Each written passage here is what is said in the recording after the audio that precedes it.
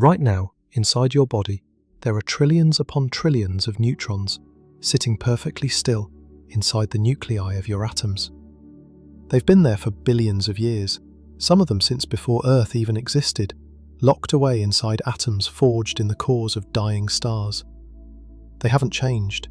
They haven't broken apart. They seem completely, perfectly stable. But here's what almost nobody realizes. If you could reach inside one of your atoms and pull a single neutron out, just pluck it free and set it down in empty space, it would destroy itself. In about 10 minutes, that neutron would simply fall apart, decaying into other particles and vanishing as a neutron forever. The same particle that survived billions of years inside your body can't last a quarter of an hour on its own. Something inside the nucleus is preventing the neutron from dying, and understanding what that something is changes how you see matter itself. Before we go any further, if you find this kind of deep exploration fascinating, a quick like or subscribe really helps the channel grow. It's a small thing for you, but it makes a huge difference for me. Now, let's begin.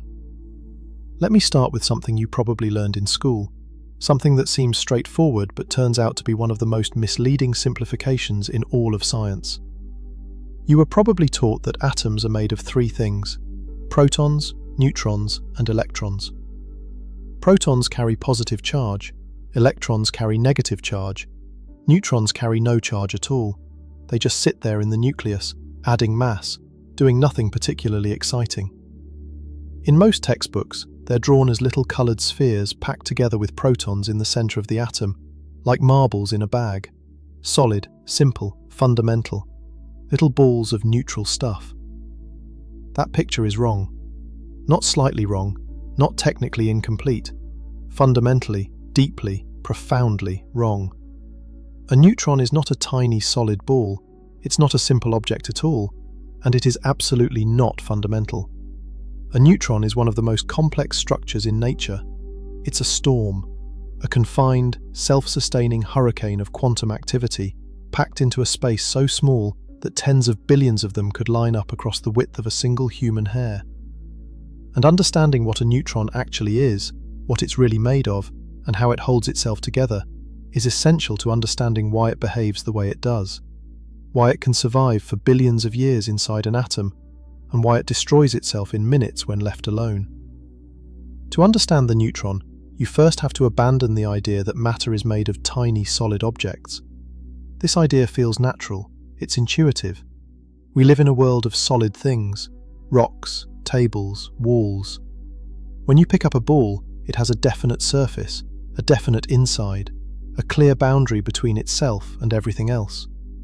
We instinctively assume that if you could zoom in far enough on matter, you'd eventually find the smallest possible solid things, the ultimate building blocks, and that they'd look and behave like very tiny versions of the solid objects we interact with every day. This is the picture Democritus imagined over 2,000 years ago, when he proposed that matter consists of indivisible particles he called atoms, uncuttable, the smallest possible pieces, solid, eternal, fundamental. But the deeper physicists looked into the structure of matter, the stranger things became. Atoms turned out not to be fundamental. They have internal structure, a nucleus surrounded by electrons. The nucleus turned out not to be fundamental either. It contains protons and neutrons. And then, in the 1960s and 1970s, physicists discovered that protons and neutrons themselves are not fundamental. They are made of something else, something called quarks. Quarks are, as far as any experiment has ever been able to determine, truly fundamental particles. They have no known internal structure, no smaller components, no subparts that anyone has ever detected, and they are nothing like tiny solid balls. Quarks are quantum objects, described by quantum field theory, and they behave in ways that have no analogy in everyday life. They exist as excitations of quantum fields, ripples in an underlying mathematical structure that permeates all of space. You cannot hold a quark. You cannot isolate a quark. You cannot even, under normal circumstances, observe a single quark on its own. They are always confined inside composite particles, locked away by a force so powerful that trying to pull a quark free actually creates new quarks instead. The neutron contains 3 quarks. Specifically, it contains 1 up quark and 2 down quarks. These are 2 of the 6 known types or flavors of quarks. Up quarks carry an electric charge of positive 2/3, measured in units of the electron's charge. Down quarks carry an electric charge of negative 1/3. If you add up the charges of 1 up quark and 2 down quarks, you get positive 2/3 minus 1/3 minus 1/3, which equals 0. This is why the neutron has no electric charge. It's not that the neutron is made of uncharged stuff. It's made of charged stuff that happens to cancel out perfectly. This already tells you something important. The neutron's properties, even something as basic as its electric charge, are not intrinsic to it as a single thing. They emerge from the combined properties of its internal components. The neutron is a composite. Its characteristics arise from the interplay of its parts. Now compare this to the proton. A proton contains 2 up quarks and 1 down quark. 2 times positive 2/3 plus negative 1/3 gives you positive 1. That's why the proton has a positive electric charge of exactly 1 unit. The proton and the neutron are siblings. They're built from the same ingredients, just in different combinations. 2 up quarks and a down quark make a proton. 1 up quark and 2 down quarks make a neutron. Same type of structure, same type of physics holding them together. But different properties emerge from the different arrangement. The proton is charged, the neutron is not. And as we'll discover, the proton is stable in ways the neutron is not. But the 3 quarks are only part of the story. If you could somehow look inside a neutron, which physicists have effectively done using particle accelerators that smash protons and neutrons apart at tremendous energies, you would not see 3 neat little quarks sitting quietly in defined positions. You would see something far more chaotic and far more beautiful. You would see the quarks, yes, but you would also see an enormous number of other particles swarming around them, filling the interior of the neutron with furious activity. The force that holds the quarks together inside the neutron is called the strong force, and it is carried by particles called gluons. Just as the electromagnetic force between charged particles is carried by photons, the strong force between quarks is carried by gluons. But gluons are profoundly different from photons in a way that changes everything about how the strong force works. Photons carry no electric charge. They transmit the electromagnetic force between charged particles, but they don't interact with each other. 2 beams of light can cross through each other without any interaction at all. Gluons, on the other hand, carry something called color charge. This is the strong force equivalent of electric charge, but it's more complex. Instead of just positive and negative, color charge comes in 3 types, whimsically named red, green, and blue, along with their corresponding anti-colors. These names have nothing to do with actual colors. They're just labels physicists chose because, like the 3 primary colors of light, 3 color charges combine to make something neutral, which physicists call color neutral, or white. Each quark carries one of these 3 color charges, and the fundamental rule of quantum chromodynamics, which is the theory describing the strong force, is that only color-neutral combinations can exist as free particles. 3 quarks, 1 red, 1 green, 1 blue, combine to form a color-neutral particle. This is why protons and neutrons each contain exactly 3 quarks. It's not arbitrary. It's required by the mathematics of color charge. The 3 quarks must always form a color-neutral combination. Now here is where things get truly strange and truly important. Because gluons carry color charge, they interact with each other. This is completely unlike photons. A photon transmits the electromagnetic force, but doesn't feel it itself because it has no charge. A gluon transmits the strong force and also feels it because it carries color charge. Gluons interact with quarks, but they also interact with other gluons. And this self-interaction changes the behavior of the strong force in radical ways. One consequence is that the strong force doesn't weaken with distance the way electromagnetism does. If you pull 2 electrically charged particles apart, the force between them decreases. It falls off with the square of the distance. Double the distance, and the force drops to 1/4. This is why electromagnetism, while powerful at short range, becomes negligible at large distances. It fades away. The strong force does essentially the opposite. At very short distances, when quarks are close together inside a proton or neutron, the strong force is relatively weak. Quarks can move around somewhat freely. This property is called asymptotic freedom, and its discovery by David Gross, David Politzer, and Frank Wilczek earned them the Nobel Prize in 2004. But as you try to pull quarks apart, the force between them doesn't weaken. It stays constant, or even gets stronger. The gluon field between the separating quarks forms what you can think of as a tube or string of intense energy, and the farther you pull the quarks apart, the more energy you store in that tube. This has a staggering consequence.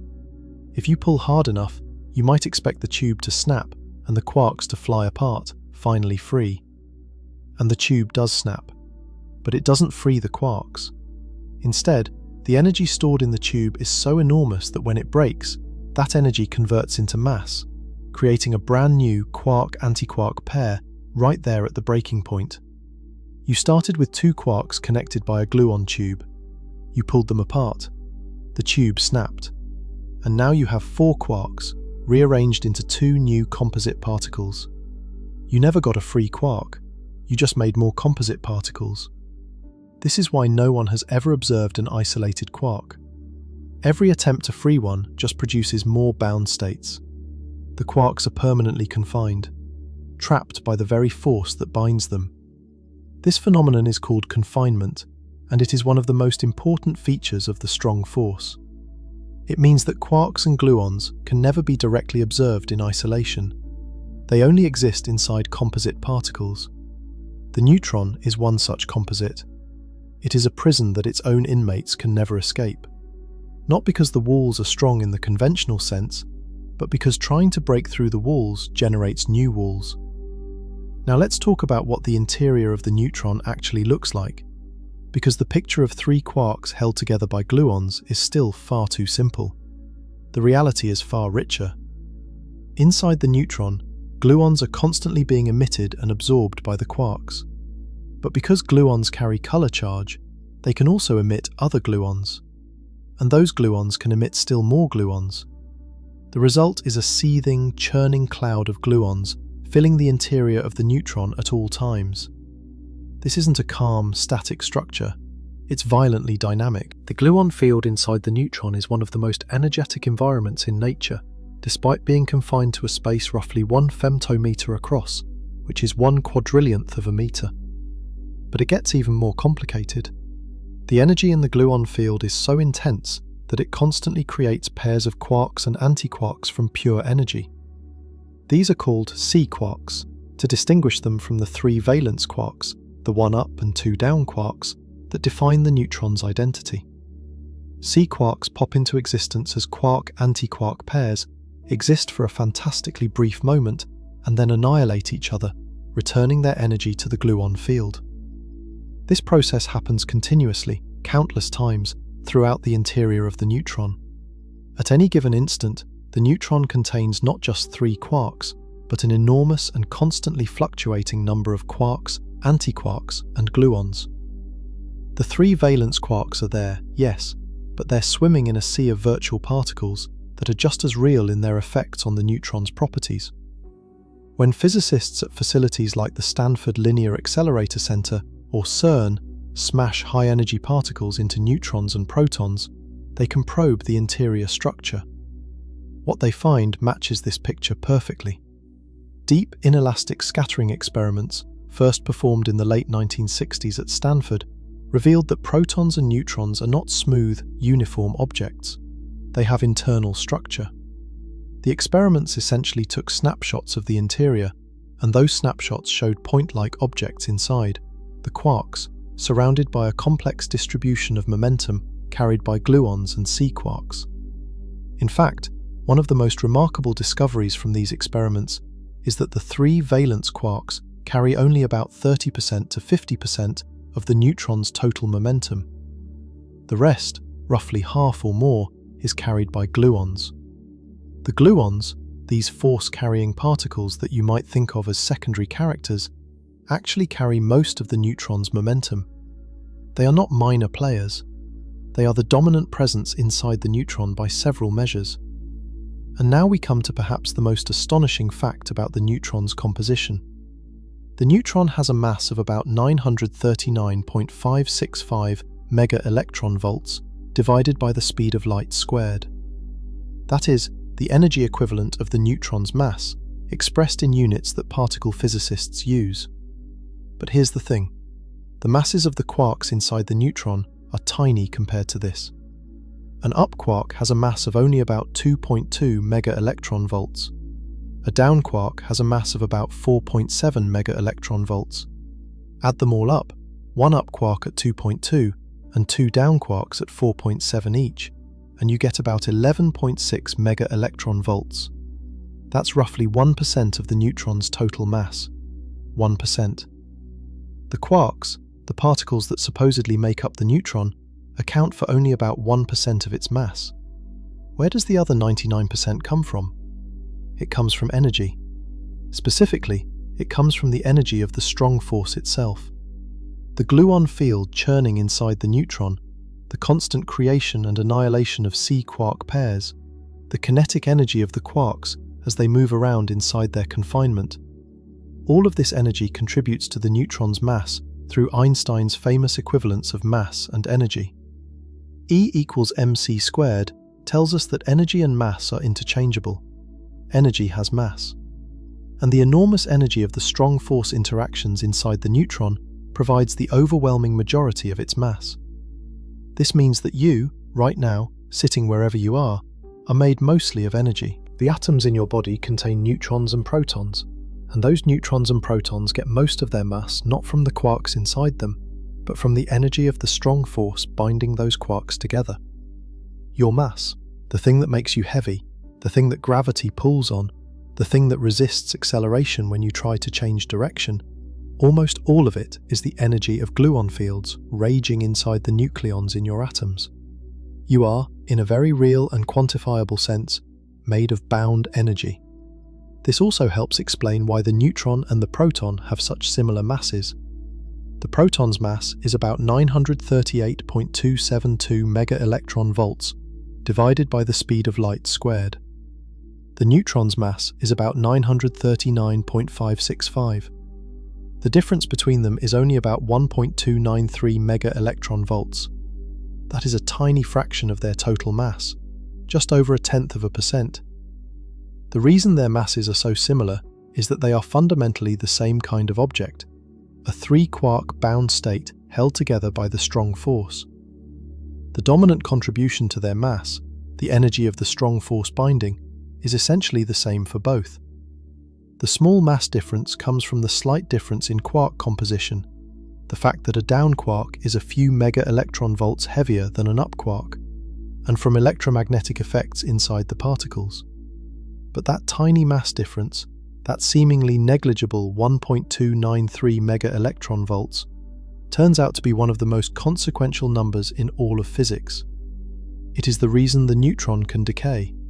It is the reason free neutrons are unstable. And as we'll see, it is the number that the nucleus must overcome to keep its neutrons alive. That small difference between the neutron mass and the proton mass is the crack in the neutron's armor, the vulnerability that the weak force exploits.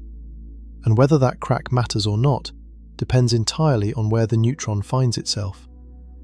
The neutron belongs to a family of particles called hadrons, which is the general term for any particle made of quarks bound together by the strong force. Within the hadron family, the neutron and the proton belong to a smaller group called baryons, particles made of exactly 3 quarks. There are other baryons, particles containing heavier quark flavors like strange quarks, charm quarks, or bottom quarks, but they are all unstable and decay extremely quickly into lighter particles. The proton and the neutron are the lightest baryons, which is why they are the ones that make up ordinary matter. Heavier baryons decay into protons and neutrons almost immediately after being created. There are also hadrons made of 1 quark and 1 antiquark. These are called mesons. Pions, kaons, and many other short-lived particles belong to this category. Mesons are all unstable. They decay quickly through the strong or weak force. None of them persist long enough to build atoms, or form the matter we see around us. So the neutron sits in a very specific place in the hierarchy of matter. It is not fundamental. It is composite, made of quarks and gluons described by quantum chromodynamics. It is not simple. Its interior is a raging quantum environment of interacting fields. It is not even particularly stable on its own, as we'll explore in depth shortly. But despite all this complexity, despite being a churning storm of quarks and gluons, the neutron is one of the building blocks of all the matter you see around you. Every element heavier than hydrogen requires neutrons in its nucleus. Carbon, oxygen, nitrogen, iron, gold, uranium, everything that makes up planets, stars, and living things contains neutrons. Without neutrons, the universe would consist of nothing but hydrogen, lone protons with electrons orbiting them. There would be no complex chemistry, no molecules, no planets, no life. The neutron is not just a passive neutral filler in the nucleus. It is structurally essential to the existence of nearly all matter in the universe. The neutron was actually the last of the three classic subatomic particles to be discovered. The electron was identified by J.J. Thomson in 1897. The proton was recognized as a component of the nucleus through the work of Ernest Rutherford in the 1910s. But the neutron was not discovered until 1932, when James Chadwick, a British physicist working at the Cavendish Laboratory in Cambridge, performed a series of experiments that identified a new particle with roughly the same mass as the proton, but no electric charge. Chadwick's discovery was not accidental. There had been theoretical reasons to suspect something like the neutron must exist. Atomic nuclei were known to have masses roughly twice what the protons alone could account for. Helium, for instance, has an atomic number of 2, meaning 2 protons in its nucleus, but its mass is about 4 times that of hydrogen, not 2 times. Something else was contributing mass to the nucleus. Some physicists thought extra protons paired with electrons might be hiding inside, but this led to contradictions with quantum mechanics. Chadwick's experiments, building on earlier work by Walther Botha and Irene Joliot-Curie, showed that the mysterious radiation emitted from beryllium when bombarded with alpha particles consisted of uncharged particles with a mass very close to the protons. The neutron had been found. But what Chadwick discovered in 1932 was really just the tip of an enormously deep structure. He had found a particle.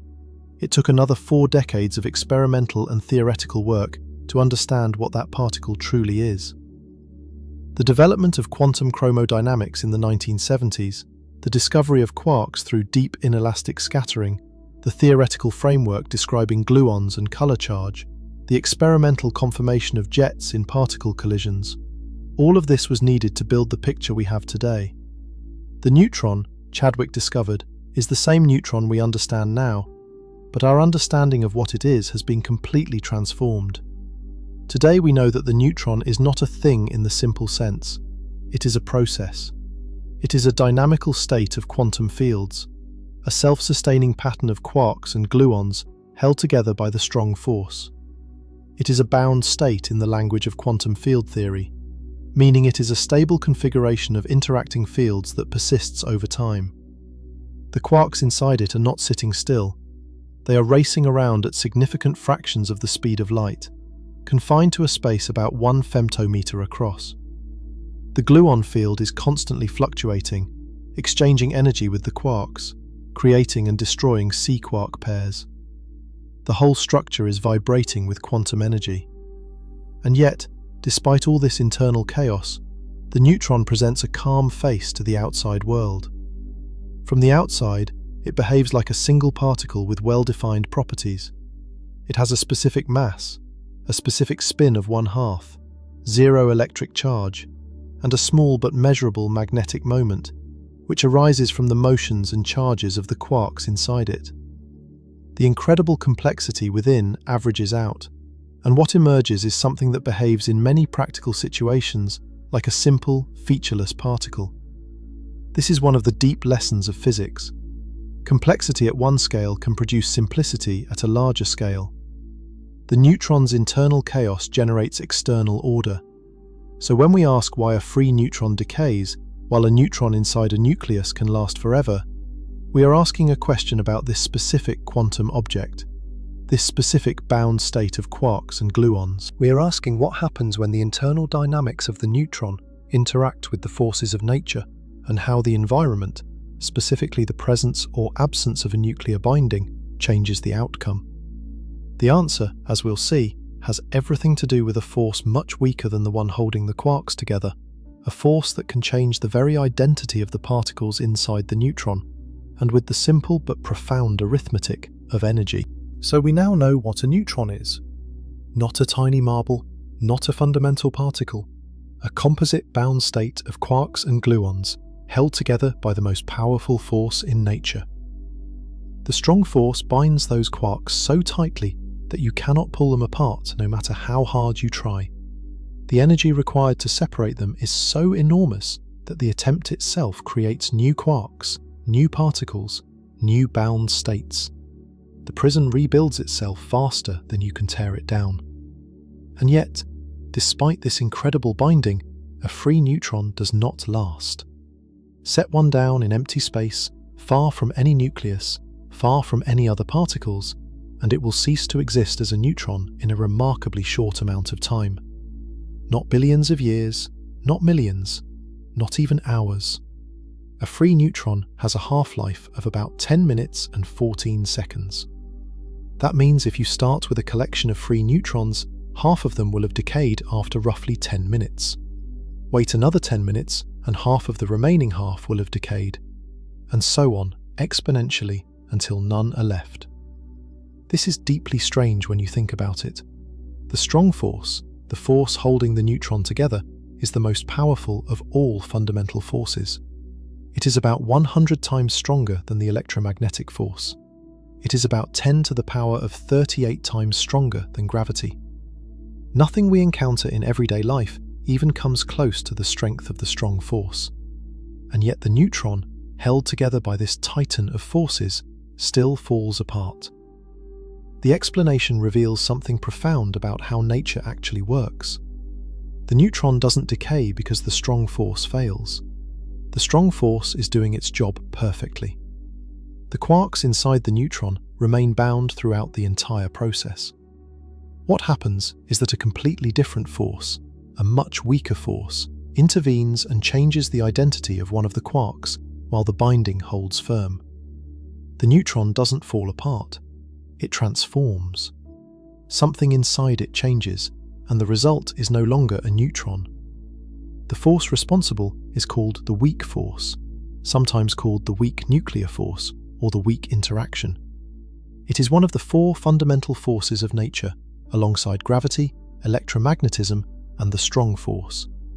And it has a very specific ability that none of the other forces possess. The weak force can change the flavor of a quark. It can turn an up quark into a down quark, or a down quark into an up quark, or transform quarks between any of the 6 known flavors. No other force can do this. The strong force binds quarks together, but never changes what kind of quark they are. Electromagnetism acts on electric charge, but doesn't alter particle identity. Gravity pulls on everything with mass or energy, but transforms nothing.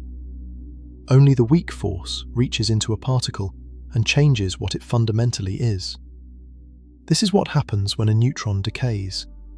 One of the 2 down quarks inside the neutron transforms into an up quark. The moment this happens, the particle is no longer a neutron. It was 1 up quark and 2 down quarks. Now it is 2 up quarks and 1 down quark. That is the quark composition of a proton. The neutron has become a proton. But the transformation cannot happen in isolation. Physics demands that certain quantities be conserved. Electric charge must be conserved. The neutron started with 0 charge. The proton has a charge of +1. So a negatively charged particle must be created to balance the books. Energy must be conserved. Momentum must be conserved. A quantum number called lepton number must be conserved. All of these conservation laws constrain what can happen, and they determine exactly what particles emerge from the decay. Here is the full process. A down quark inside the neutron emits a particle called a W- boson. The W- boson is one of the carrier particles of the weak force, just as the photon is the carrier of the electromagnetic force, and gluons are the carriers of the strong force. The W boson comes in two varieties, W+ and W-, along with a neutral partner called the Z boson. These three particles, the W+, the W-, and the Z, are the mediators of all weak force interactions. When the down quark emits a W- boson, it transforms into an up quark. The down quark had an electric charge of -1/3. The up quark has a charge of +2/3. The difference, -1 unit of charge, is carried away by the W- boson. So charge is conserved at the quark level.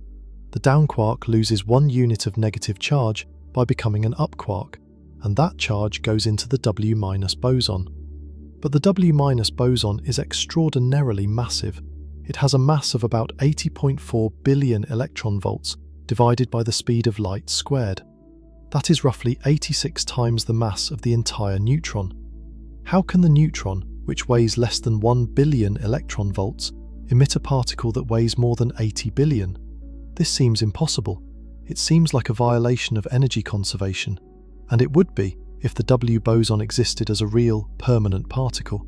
But it doesn't. The W boson in this process is what physicists call a virtual particle.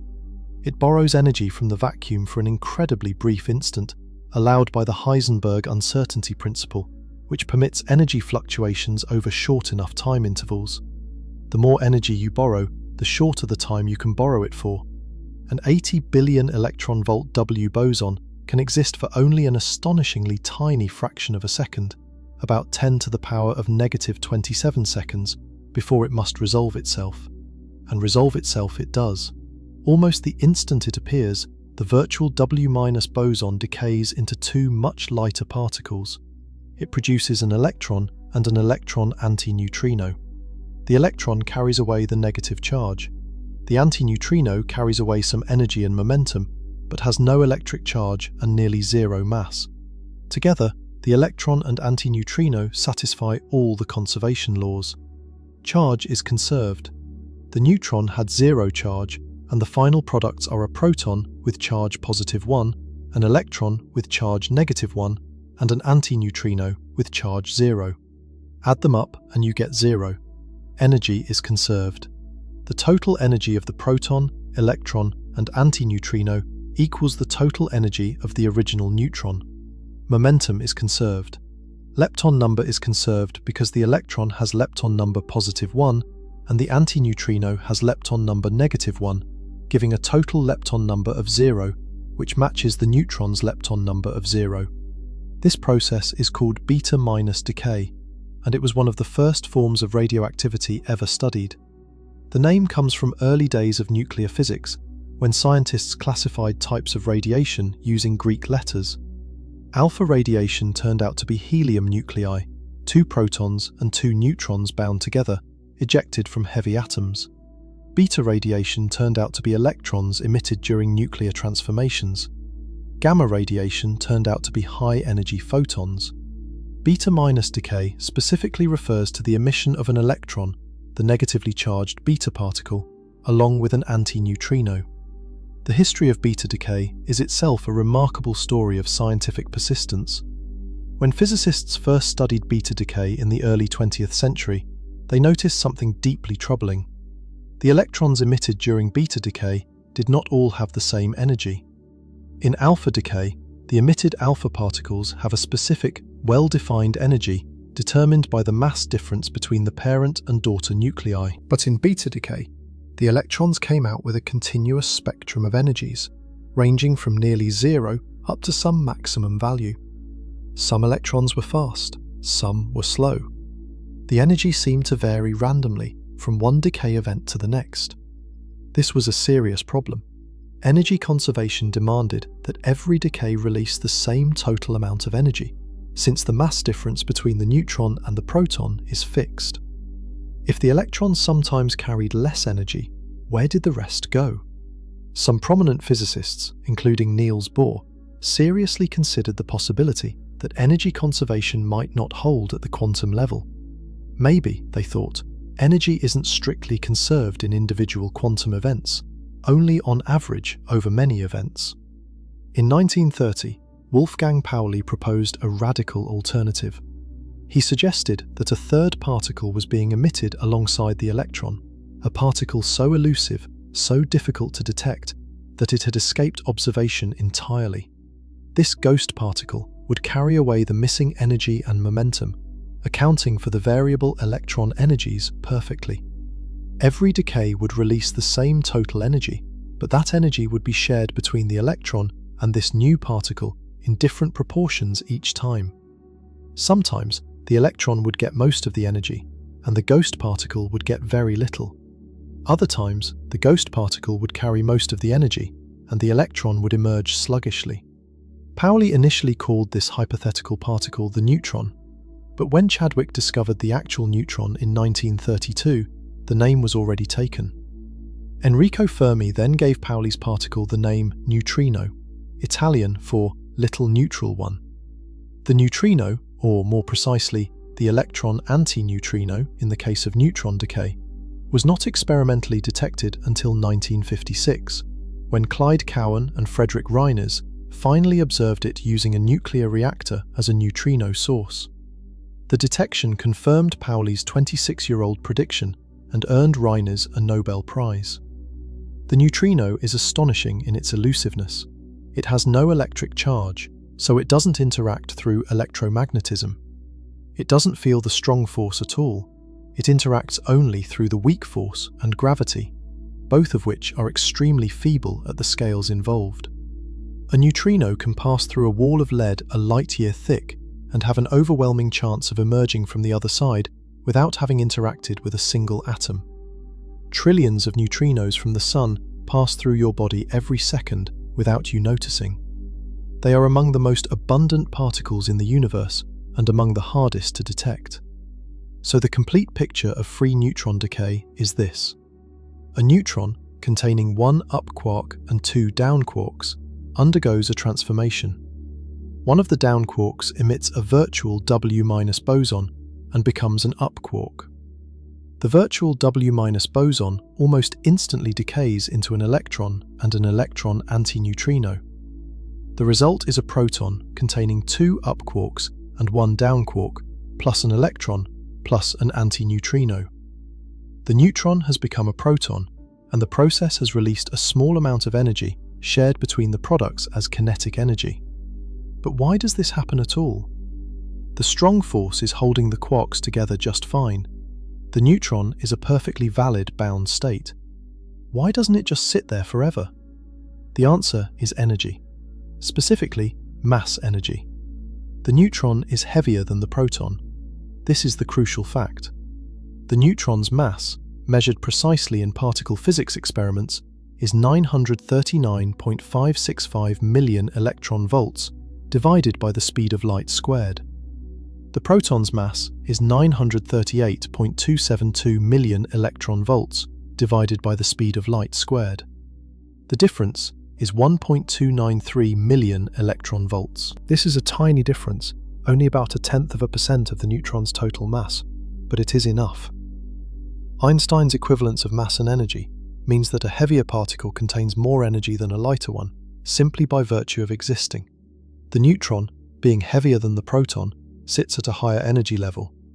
Nature, governed by the laws of quantum mechanics, permits transitions from higher energy states to lower energy states, provided all conservation laws are satisfied and provided the decay products can carry away the excess energy. The proton is lighter than the neutron. The electron has a mass of about 0.511 million electron-volts. The antineutrino has essentially zero mass, a tiny mass, so small it has not been precisely measured, but it is less than a fraction of a single electron-volt. The total mass of the decay products, proton plus electron plus antineutrino, is about 938.783 million electron-volts. That is less than the neutron's mass of 939.565 million electron-volts. The difference, about 0.782 million electron-volts, is released as kinetic energy, shared among the proton, the electron, and the antineutrino. This is why the neutron decays. not because it is falling apart, not because the strong force is failing. The strong force continues doing its job throughout the entire process. The quarks remain bound at all times. What changes is the identity of one quark, and the reason nature allows this change is that the final state has less total mass than the initial state. The decay is energetically downhill. It releases energy. And in quantum mechanics, any process that is energetically allowed and not forbidden by a conservation law will eventually happen. Not might happen, will happen. It is a matter of probability, not certainty in any given instant, but over time, the probability accumulates until it becomes virtually certain. Think of it like a ball sitting on a hilltop. The ball has potential energy because of its height. The valley below has less potential energy. If there is any path down the hill, however unlikely the ball is to find it at any given moment, eventually the ball will roll down. It will transition from the higher energy state to the lower energy state. This is a fundamental tendency of nature. Systems tend toward lower energy states when a pathway exists. For the neutron, the hilltop is its mass of 939.565 million electron-volts. The valley is the combined mass of the proton, electron, and antineutrino at 938.783 million electron-volts. The pathway down the hill is the weak force, which can change a down quark into an up quark. The pathway is narrow. The weak force is, as its name implies, weak. It acts much more slowly than the strong force or electromagnetism. This is why the neutron doesn't decay instantly. The weak force takes its time, but it gets there, in about 10 minutes and 14 seconds on average. That half-life of 10 minutes and 14 seconds deserves some reflection, because in the world of particle physics, it is extraordinarily long. Most unstable particles decay in fractions of a second.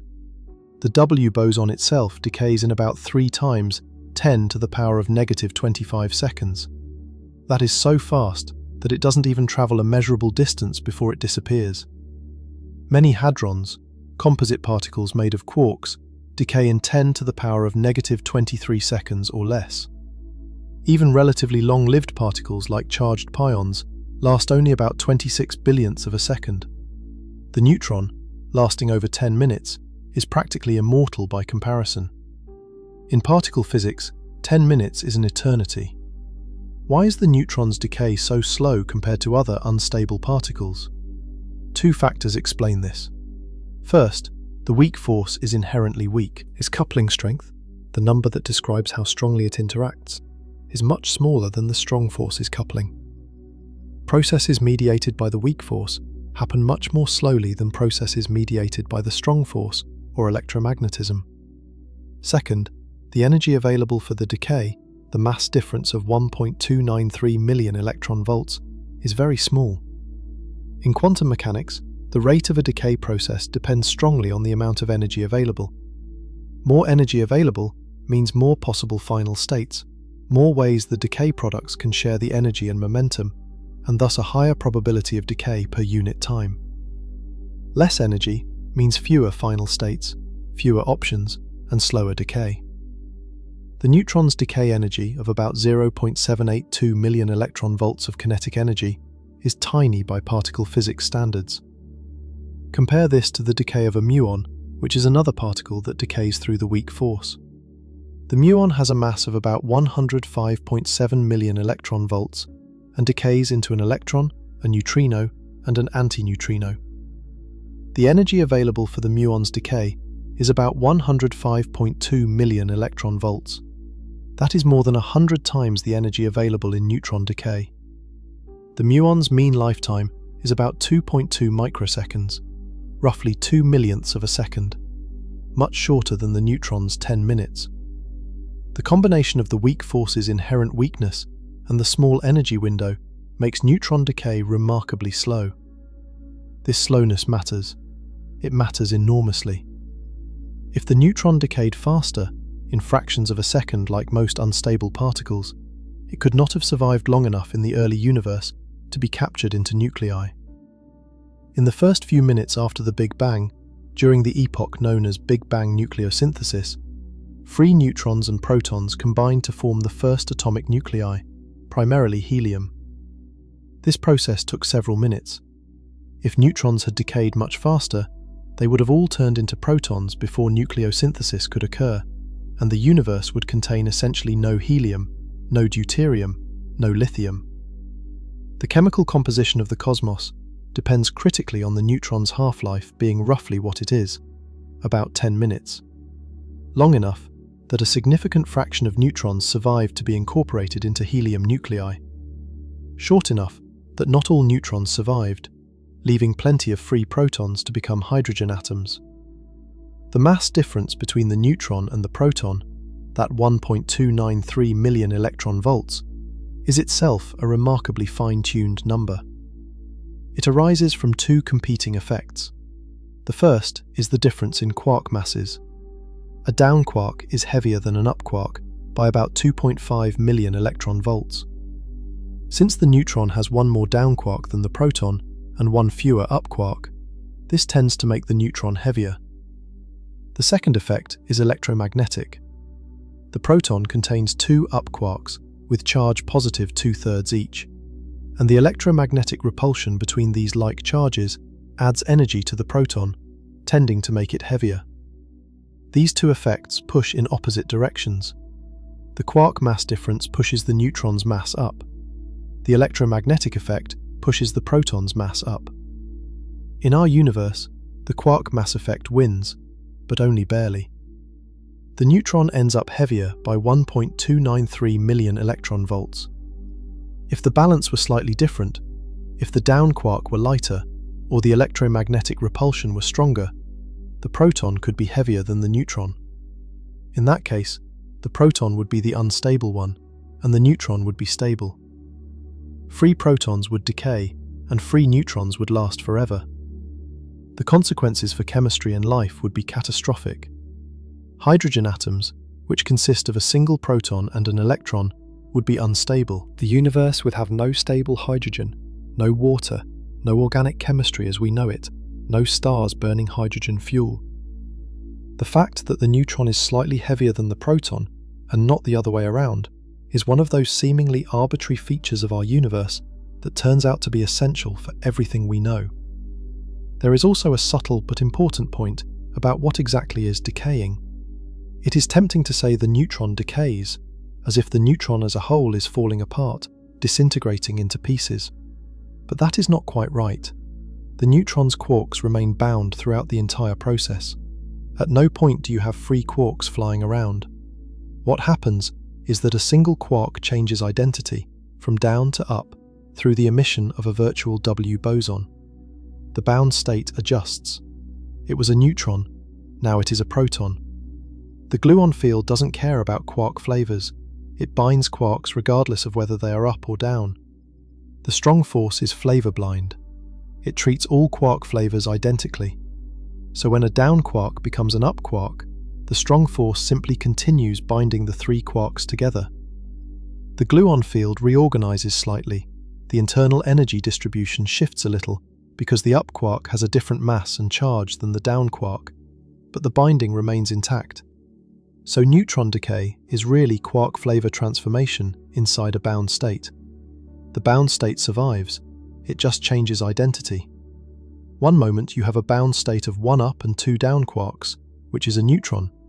The next moment you have a bound state of 2 up and 1 down quarks, which is a proton, plus an electron and antineutrino that were created in the process and fly away. This distinction matters because it tells us that the strong force and the weak force are doing completely different things simultaneously. The strong force maintains the binding. The weak force changes the identity of the bound state's components. They operate independently. The strong force doesn't prevent the weak force from acting. The weak force doesn't disrupt the strong force's binding. They coexist, each operating on its own timescale, each affecting different aspects of the system. The strong force acts on timescales of about 10 to the power of negative 24 seconds, the time it takes gluons to cross the interior of the neutron. The weak force acts on timescales of about 600 seconds for neutron decay. The strong force is roughly 10 to the power of 26 times faster.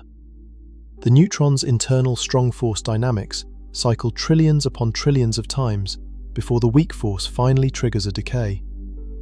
This is the key to understanding the neutron's apparent paradox. The neutron is held together by the strongest force in nature, and yet it is unstable. These two facts are not in contradiction. They describe different forces acting on different timescales, doing different things. The strong force holds the quarks together forever, as far as it is concerned. It will never let go. But the weak force doesn't need the quarks to come apart. It changes them in place. It transforms a down quark into an up quark while the quark is still bound inside the particle. The strong force holds the door locked. The weak force doesn't try to open the door. It changes what's inside the room. And the reason the weak force succeeds, the reason nature permits this transformation, comes back to that simple energy argument. The neutron has more mass than the proton. The final state, proton plus electron plus antineutrino, has less total mass than the initial state. Energy is released. Nature allows transitions to lower energy states. The weak force provides the mechanism. The mass difference provides the motivation. And the result is that every free neutron in the universe is living on borrowed time. This is the fundamental tension at the heart of the neutron's existence. It is bound powerfully, more powerfully than almost anything else in nature. But it is also heavier than its sibling, the proton, by just enough to open a door to decay. The strong force makes the neutron possible. The weak force makes the free neutron temporary. And the mass difference between the neutron and the proton, that 1.293 million electron-volts, is the razor-thin margin that determines the neutron's fate. But here is where the story takes its most remarkable turn. Everything described so far applies to free neutrons, neutrons that exist in isolation, unattached to any nucleus. And free neutrons do decay, reliably, predictably, with a half-life of about 10 minutes and 14 seconds. But the vast majority of neutrons in the universe are not free. They are inside atomic nuclei. They are bound to protons and other neutrons by the nuclear force. And inside many of these nuclei, neutrons do not decay at all. They sit there, perfectly stable, for billions of years. The same particle that cannot survive 10 minutes on its own becomes effectively immortal when surrounded by protons and other neutrons. Something about being inside a nucleus changes the energy calculation. Something about the nuclear environment closes the door that the weak force exploits in free neutron decay. The decay pathway that is energetically available to a free neutron becomes energetically forbidden inside a stable nucleus. And understanding why this happens, understanding how the nuclear binding energy reshapes the energy landscape so profoundly that a fundamentally unstable particle becomes stable, is one of the most elegant results in all of nuclear physics. So here is the situation. A free neutron, left alone in empty space, will decay into a proton, an electron, and an antineutrino in about 10 minutes. This happens because the neutron is slightly heavier than the proton, and nature permits transitions from higher mass states to lower mass states when the decay products can carry away the excess energy.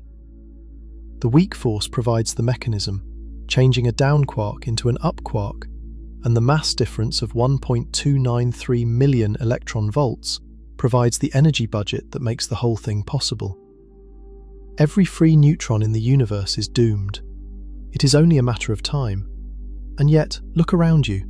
Look at your hands. Look at the walls of whatever room you're in. Look at the ground beneath your feet. All of this matter contains neutrons, enormous numbers of them. A single human body contains roughly 10 to the power of 28 neutrons. That is 10 billion neutrons sitting inside the nuclei of your atoms right now. The carbon in your muscles, the oxygen in your blood, the calcium in your bones, the iron in your hemoglobin. Every one of these elements requires neutrons in its nucleus. Carbon-12 has 6 neutrons, oxygen-16 has 8, calcium-40 has 20, iron-56 has 30. These neutrons have been sitting inside their respective nuclei for billions of years.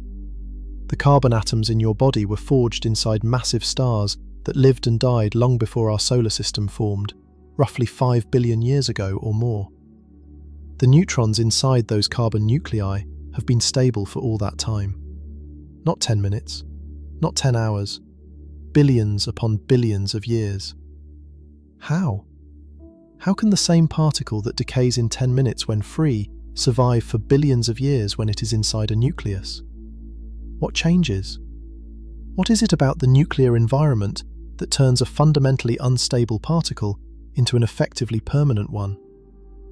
The answer is beautifully simple in principle, even though the details involve some of the most sophisticated physics ever developed. The answer is energy, specifically binding energy. When neutrons and protons come together to form a nucleus, they bind to each other through the nuclear force, which is a residual effect of the strong force that operates between the quarks inside each nucleon. This binding releases energy, and because energy and mass are equivalent, a bound system has less mass than the sum of its separated parts. The nucleus weighs less than the individual protons and neutrons would weigh if you pulled them all apart and set them down separately. The difference in mass is the binding energy, converted into mass units through Einstein's equation. This is not some exotic or unusual phenomenon. Binding energy appears throughout physics at every scale. An atom weighs slightly less than a free nucleus plus free electrons, because the electromagnetic binding between the electrons and the nucleus releases energy. A molecule weighs slightly less than its constituent atoms separated, because the chemical bonds release energy. Even a ball sitting at the bottom of a valley has less gravitational potential energy than the same ball sitting on a hilltop, and if you could measure precisely enough, the ball plus Earth system would have slightly less mass when the ball is in the valley. The effect is always the same. Bound systems have less energy than unbound systems. Less energy means less mass. This is a universal principle. For nuclei, the effect is dramatic. The binding energy of a typical nucleus is enormous compared to chemical binding energies. The binding energy of helium-4, which consists of 2 protons and 2 neutrons, is about 28.3 million electron-volts. That means a helium-4 nucleus weighs 28.3 million electron-volts less than 2 free protons and 2 free neutrons would weigh separately. This is a substantial fraction of the total mass.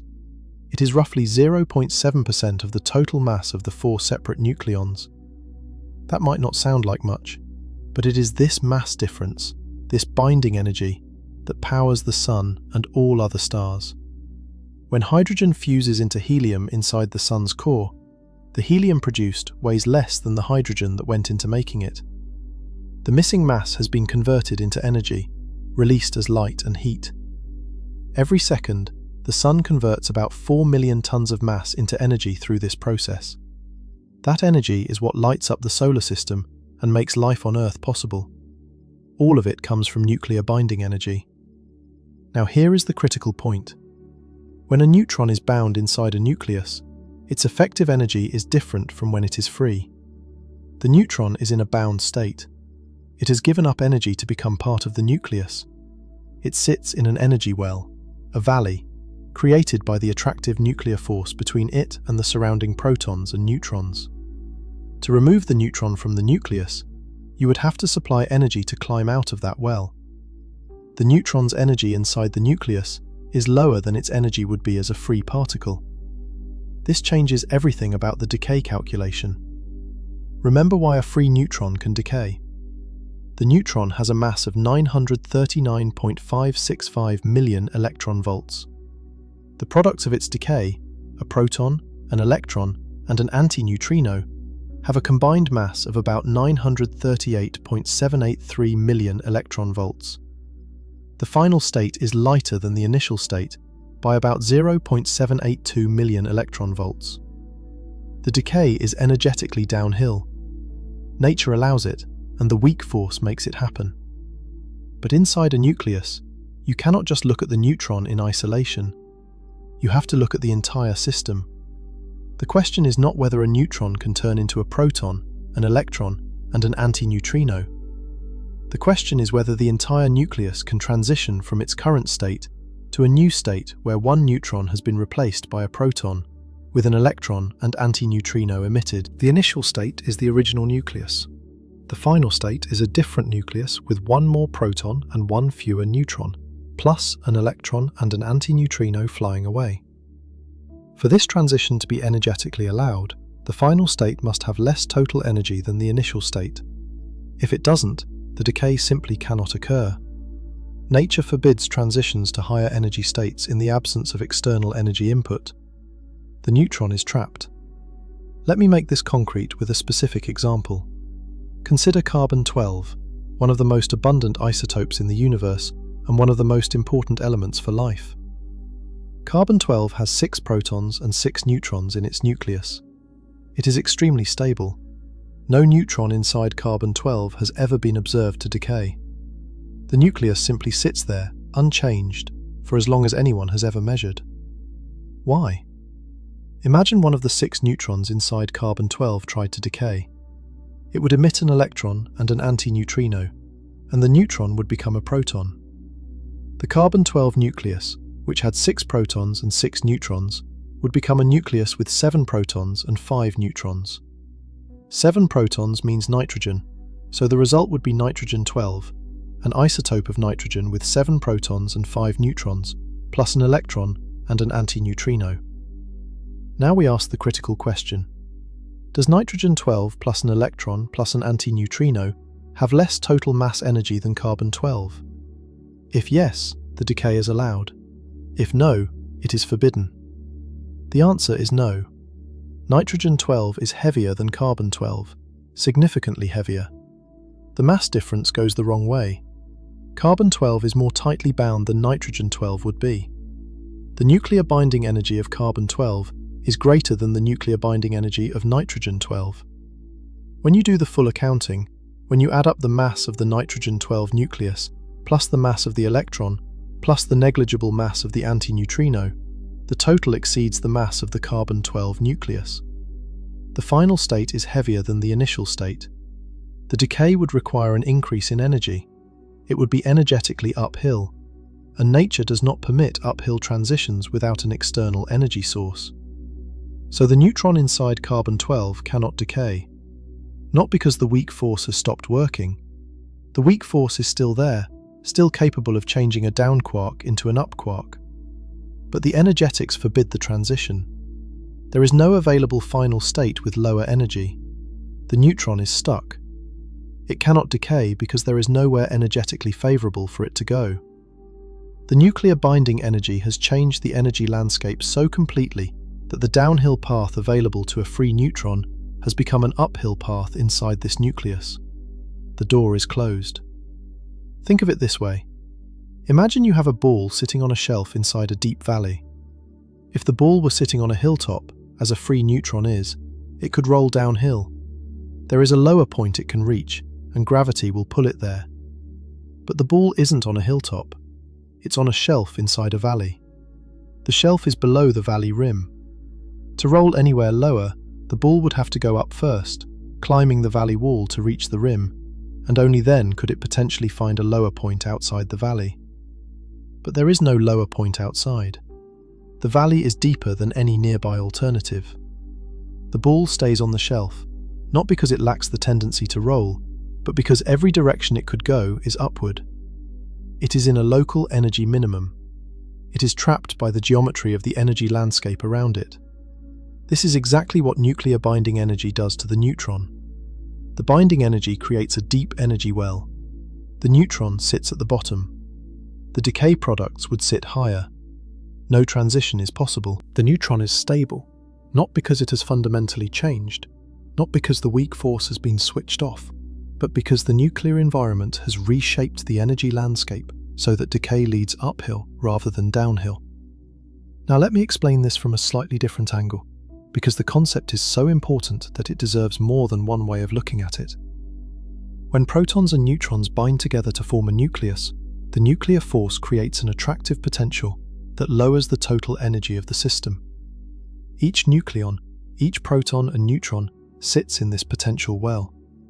But protons and neutrons sit in the well differently, because protons carry electric charge and neutrons do not. Protons repel each other electromagnetically, even while the nuclear force attracts them. This means the nuclear well for protons is slightly shallower than for neutrons. The protons are pushed up a bit by their mutual electromagnetic repulsion. Inside the nucleus, protons and neutrons fill up energy levels, somewhat similar to how electrons fill energy levels in an atom. The lowest energy levels fill first, and higher levels fill next. Protons fill proton levels. Neutrons fill neutron levels. The two sets of levels are separate because protons and neutrons are distinguishable particles. In a stable nucleus, the energy levels are filled in a way that minimizes the total energy of the system. The configuration is optimized. Any change, including converting a neutron into a proton, would mean moving a nucleon from a filled neutron level to a proton level. But if all the low-lying proton levels are already occupied, the new proton would have to go into a higher energy level. This costs energy. The cost can exceed the 1.293 million electron-volts gained from the neutron-proton mass difference. And when it does, the decay is energetically forbidden. There is a beautiful way to visualize this. Imagine two adjacent buckets, one labeled neutrons and one labeled protons. Each bucket has shelves at different heights, representing energy levels. You fill these shelves from the bottom up, placing nucleons on the lowest available shelf in each bucket. In a stable nucleus, the top-filled shelf in the neutron bucket and the top-filled shelf in the proton bucket are at roughly similar heights. If you tried to move a neutron from the top of the neutron stack to the proton stack, the new proton would have to go on a shelf that's higher than the one the neutron was sitting on, because the proton stack is already full up to that point, and the next available proton shelf is higher. The energy cost of placing the proton on that higher shelf exceeds the energy gain from the neutron to proton mass difference. The books don't balance. The transition costs net energy, so it doesn't happen. This is a simplification, of course. Real nuclear physics involves quantum mechanics, spin-orbit coupling, pairing effects, and many other complications. But the essential logic holds. The Pauli exclusion principle, which states that no two identical fermions can occupy the same quantum state, plays a crucial role here. Protons are fermions. Neutrons are fermions. They obey the exclusion principle. They fill up discrete quantum levels inside the nucleus.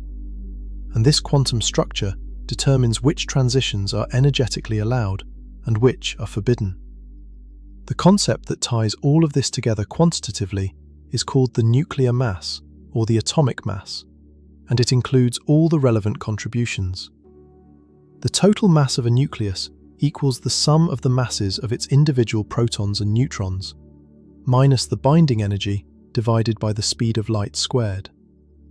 The binding energy is the total amount of energy released when all those nucleons came together to form the nucleus.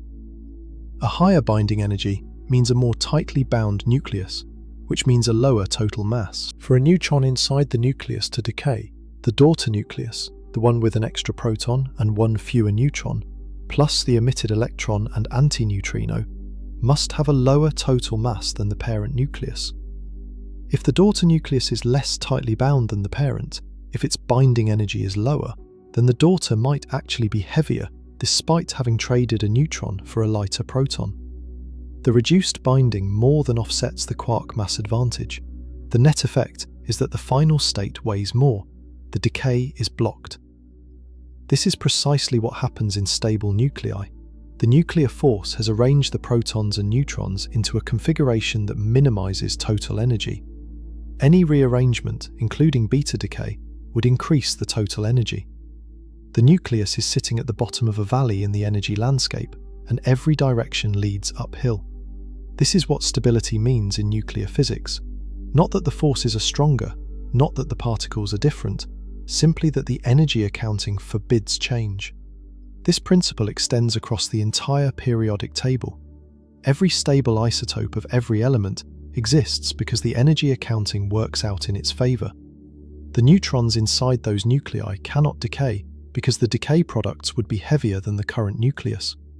Consider iron 56, which has 26 protons and 30 neutrons.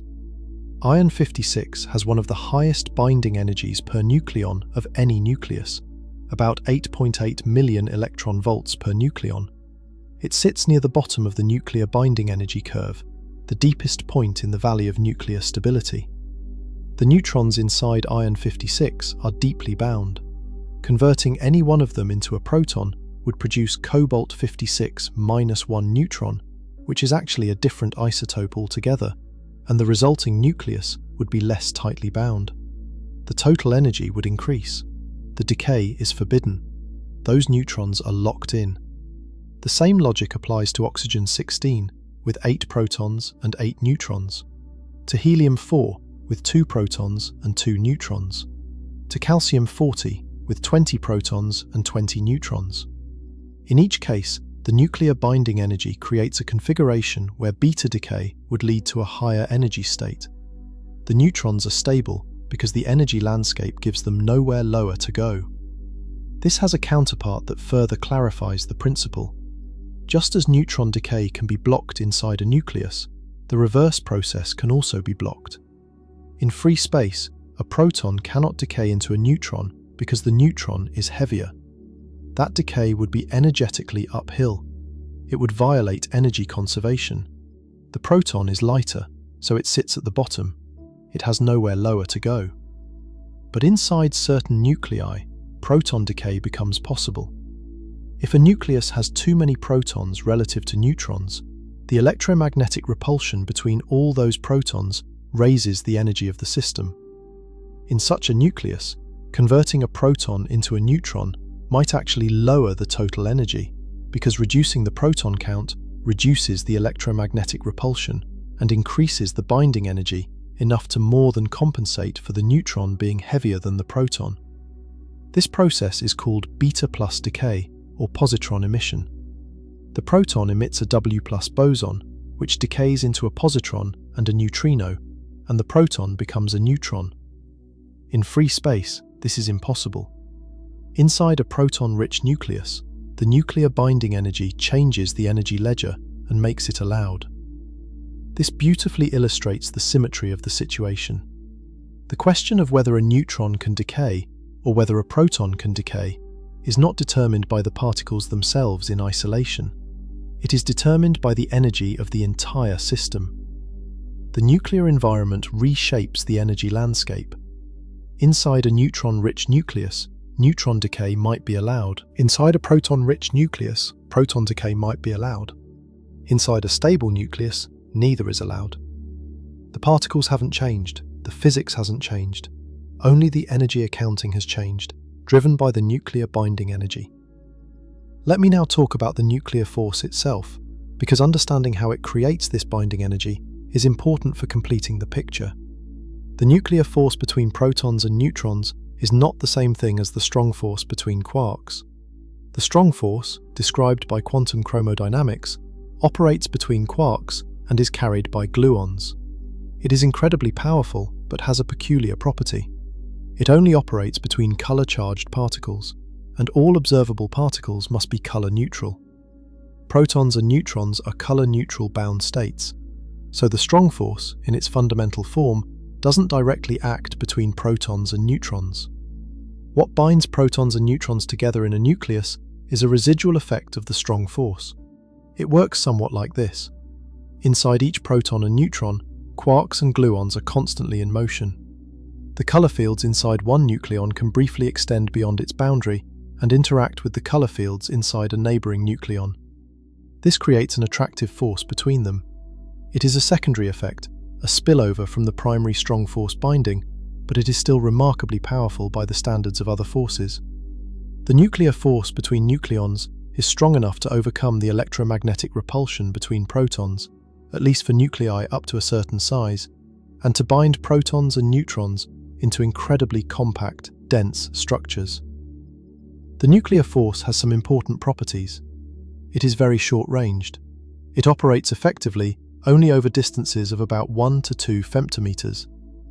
Beyond that range, it drops off extremely rapidly and becomes negligible. This is in stark contrast to electromagnetism and gravity, both of which have infinite range. The nuclear force essentially requires nucleons to be touching or nearly touching to feel it. This is why nuclei are so compact. The nucleons are packed as closely together as they can get, each one binding primarily to its nearest neighbours. The nuclear force is also roughly the same between any pair of nucleons. Proton-proton, neutron-neutron, and proton-neutron nuclear forces are approximately equal.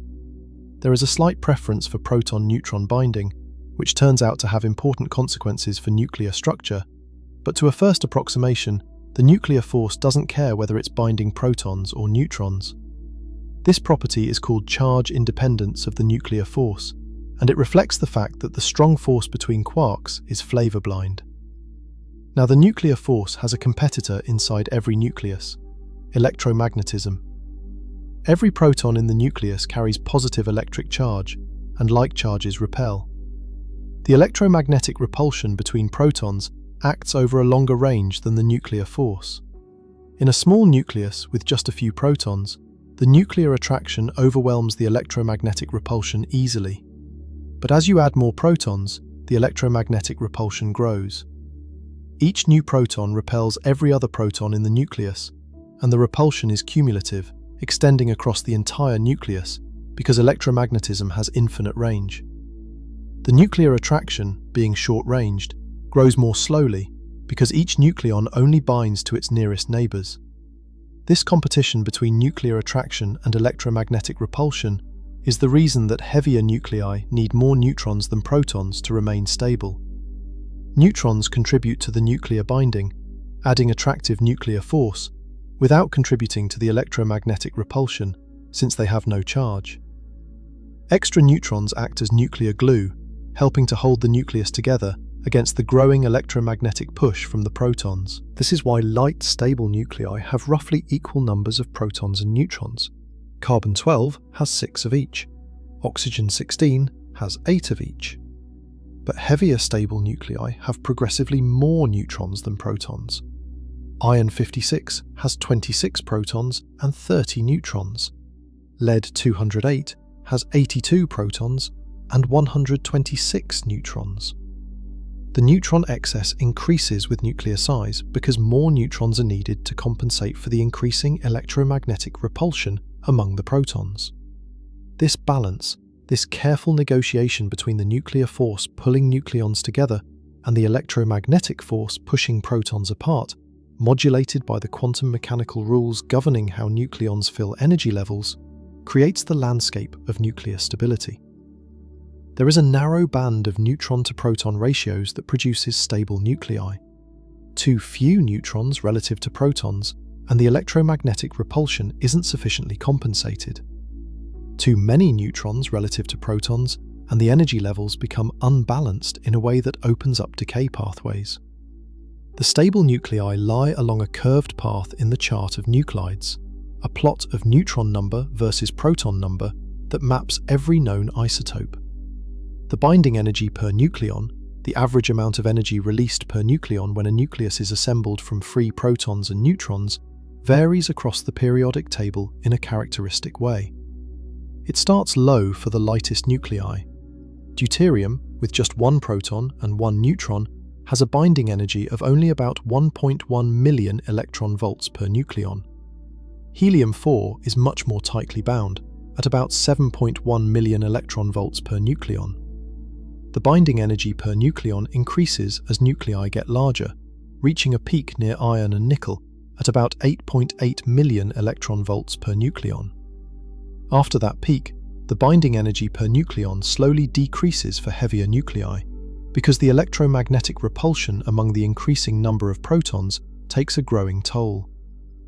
Uranium-238, for example, has a binding energy of only about 7.6 million electron-volts per nucleon. This curve, called the nuclear binding energy curve, is one of the most important graphs in all of physics. It explains why fusion releases energy for light elements and fission releases energy for heavy elements. It explains why iron is the most stable nucleus. and it explains the distribution of elements in the universe, why some elements are abundant and others are rare. Stars fuse light elements into heavier ones, climbing up the binding energy curve, releasing energy along the way until they reach iron. Beyond iron, fusion costs energy rather than releasing it, so normal stellar processes stop there. For our discussion, the binding energy curve is important because it determines which nuclei can stabilize their neutrons and which cannot. Nuclei near the valley of stability, the narrow band of optimal neutron-to-proton ratios at each atomic number, have binding energies arranged so that beta decay of any neutron would lead to a higher energy state. The decay is blocked. The neutrons are stable. Nuclei far from the valley of stability have binding energies that are suboptimal, and rearranging the neutron-to-proton ratio through beta decay can lead to a lower energy configuration. In those nuclei, decay is permitted, and the neutrons are not stable. The nuclear binding energy provides what amounts to an energy trap. The neutrons inside a stable nucleus are sitting at the bottom of an energy valley. Every possible decay path leads uphill. They cannot decay because there is no energetically available final state. They are trapped, not by a physical barrier in the ordinary sense, but by the topology of the energy landscape. The trap is made of energy accounting, conservation laws, and the quantum mechanical structure of the nuclear potential, and this trap is remarkably robust. In a stable nucleus, the energy gap between the current state and the would-be decay state can be several million electron-volts. Compare that to the free neutron's decay energy of 0.782 million electron-volts. The nuclear binding has not just closed the door on decay, it has sealed it, bricked it over, and buried it under millions of electron-volts of energy deficit. The neutron inside a stable nucleus is more stable than the proton in free space. The free proton is stable because it is the lightest baryon, and there is nothing lighter for it to decay into that satisfies all conservation laws. The bound neutron is stable because, even though a lighter baryon exists, the nuclear environment makes the transition energetically impossible. This is one of the most elegant results in physics. A particle that is fundamentally unstable, that destroys itself in 10 minutes when left alone, becomes immortal simply by being placed in the right company. Not through any exotic mechanism, not through any new force or strange physics, just through energy. The same energy that Einstein showed is equivalent to mass, the same energy that powers stars, the same energy that determines which nuclear reactions are possible and which are not. The neutron stability inside a nucleus is a consequence of the most basic bookkeeping in physics. The total energy of the products exceeds the total energy of the initial state, and nature says no. It is that simple, and it is that profound. Every atom of carbon in your body, every atom of oxygen you breathe, every atom of calcium in your bones and iron in your blood exists because of this energy trap. The neutrons in those atoms have been stable for billions of years, locked inside nuclei by binding energy, unable to decay because the arithmetic of energy forbids it. You exist because the nuclear force creates binding energies large enough to overcome the neutron's intrinsic instability. You are, in the most literal sense, held together by the difference between two very large numbers: the neutron's mass and the total energy of the nuclear system it inhabits. That difference determines whether the neutrons in your body survive or decay. And for the atoms that make up you, for the atoms that make up the Earth and the stars and nearly everything in the visible universe, that difference falls on the side of stability. The neutrons hold, the atoms persist, and matter endures. But not every nucleus succeeds. Not every neutron gets to live forever inside its atomic home. The energy trap that stabilizes neutrons in carbon-12, in oxygen-16, in iron-56, does not exist in every nucleus. Some nuclei have the wrong ratio of neutrons to protons. Some have too many neutrons. Some have too many protons. Some are simply too large, too heavy, too bloated with nucleons for the nuclear force to hold everything together optimally. In these nuclei, the energy accounting shifts. The door that was sealed shut in stable nuclei cracks open. The decay pathway that was blocked becomes available again. And when it does, the neutron decays, just as it would in free space, transforming into a proton, emitting an electron and an antineutrino, and changing the identity of the nucleus itself. This is radioactive beta decay, and it is one of the most common and most important forms of radioactivity in nature. It happens in unstable isotopes throughout the periodic table, from the lightest elements to the heaviest. It powers certain types of nuclear reactors. It drives medical imaging technologies. It shapes the composition of the cosmos.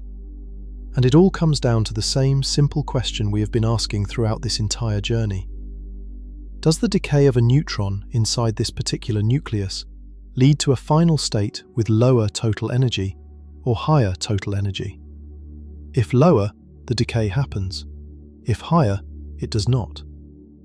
The physics is the same in every case, only the energy arithmetic changes. Let me walk you through how this works with a specific example. Consider carbon-14. This is an isotope of carbon with 6 protons and 8 neutrons, 2 more neutrons than the stable carbon-12. Carbon-14 is famous because it is the basis of radiocarbon dating, the technique used by archaeologists and geologists to determine the age of organic materials. Carbon-14 is radioactive. It decays through beta- decay, with a half-life of about 5,730 years. When a neutron inside carbon-14 decays, it becomes a proton. The nucleus goes from 6 protons and 8 neutrons to 7 protons and 7 neutrons. 7 protons means nitrogen, so carbon-14 decays into nitrogen-14, emitting an electron and an antineutrino. Now, nitrogen-14 with 7 protons and 7 neutrons is an extremely stable nucleus. It has a higher binding energy per nucleon than carbon-14. The total mass of nitrogen-14 plus the electron plus the antineutrino is less than the total mass of carbon-14. The final state is lighter. The decay is energetically downhill. Nature permits it. And so carbon-14 decays, slowly, over thousands of years, but inevitably. Why is carbon-14 unstable while carbon-12 is stable? Because carbon-14 has too many neutrons for its number of protons. With 6 protons and 8 neutrons, the neutron-to-proton ratio is 1.33. For light nuclei, the optimal ratio is close to 1. Carbon-12, with 6 protons and 6 neutrons, has a ratio of exactly 1 and sits right on the line of stability. Carbon-14 has an excess of neutrons. Those extra neutrons fill higher energy levels inside the nuclear potential well. The top neutrons are sitting at a level high enough that converting one to a proton and placing it in an available proton energy level actually lowers the total energy.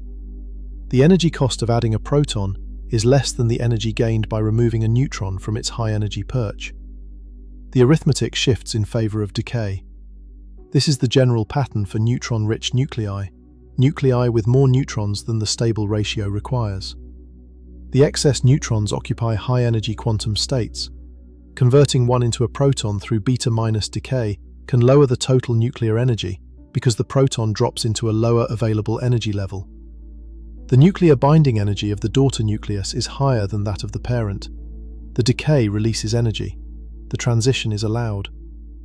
Now let me map out the broader landscape, because the pattern of stable and unstable nuclei across the entire periodic table reveals something extraordinary. If you plot every known isotope on a chart with the number of protons on one axis and the number of neutrons on the other axis, you get what nuclear physicists call the chart of nuclides. It is one of the most information-dense diagrams in all of science. Every point on the chart represents a specific combination of protons and neutrons. Some combinations are stable, most are not. The stable nuclei trace out a narrow, curving path through this chart. For light elements, the path runs close to the line where the neutron number equals the proton number. Helium-4 has 2 of each. Carbon-12 has 6 of each. Oxygen-16 has 8 of each. But as you move to heavier elements, the path curves away from that equal line, bending toward the neutron-rich side. Iron-56 has 30 neutrons and 26 protons. a ratio of about 1.15.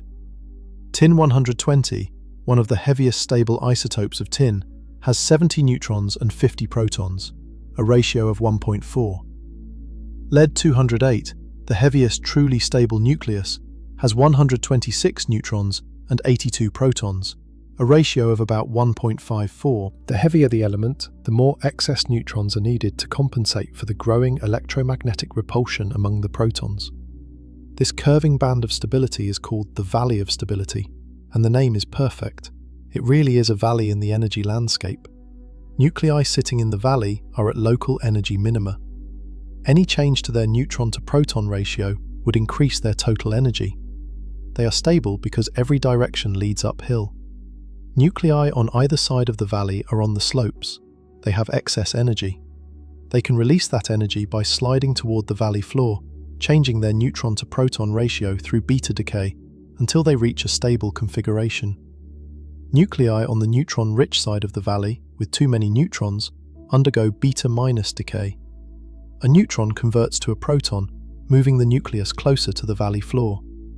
Each decay step takes the nucleus 1 unit to the right on the chart, adding a proton, and 1 unit down, removing a neutron. The nucleus steps diagonally towards stability, 1 decay at a time, until it reaches a stable isotope where further decay would be energetically uphill. Nuclei on the proton-rich side of the valley, with too many protons, undergo beta-plus decay or electron capture. A proton converts to a neutron, moving the nucleus in the opposite direction, toward the valley floor from the other side.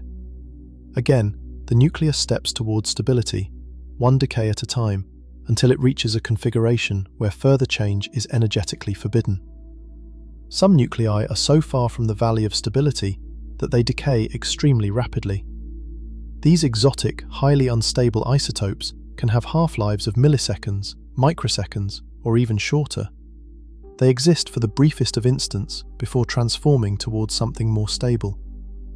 Physicists create these isotopes in particle accelerators and nuclear reactors, smashing nuclei together or bombarding them with neutrons or protons to produce combinations far from stability. These experiments have revealed thousands of unstable isotopes, mapping the slopes of the valley of stability far from the narrow band of stable nuclei at its floor. At the extremes, far from stability, nuclei become so unstable that they cannot hold together at all. There are limits to how many neutrons or protons a given element can contain before the nucleus simply falls apart, either by emitting nucleons directly or by fissioning into smaller fragments. These limits define the boundaries of the chart of nuclides, the edges beyond which nuclei cannot exist even briefly. The neutron drip line is the boundary on the neutron-rich side. Beyond this line, additional neutrons are not bound at all. They drip off the nucleus like water overflowing from a cup. The proton drip line is the corresponding boundary on the proton-rich side. Mapping these drip lines is an active area of nuclear physics research because they tell us about the behavior of the nuclear force under extreme conditions. There is another form of instability that becomes important for the heaviest nuclei, and it involves a completely different decay mechanism. For nuclei with very large numbers of protons, typically above about 83 protons, the electromagnetic repulsion among all those protons becomes so strong that even adding extra neutrons cannot fully compensate. These nuclei are unstable not because of an imbalanced neutron-to-proton ratio, but because they are simply too large. The nuclear force, being short-ranged, can only bind each nucleon to its nearest neighbours. But the electromagnetic repulsion acts between every pair of protons across the entire nucleus. As the nucleus grows, the electromagnetic repulsion grows faster than the nuclear attraction. Eventually, for the heaviest elements, no configuration of neutrons and protons is truly stable.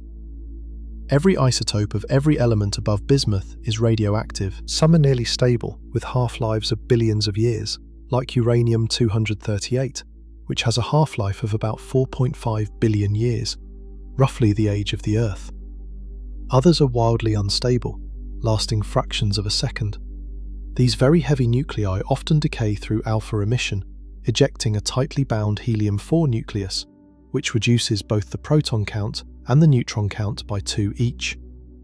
Alpha decay is favoured because the helium-4 nucleus is so tightly bound that ejecting one releases a significant amount of energy.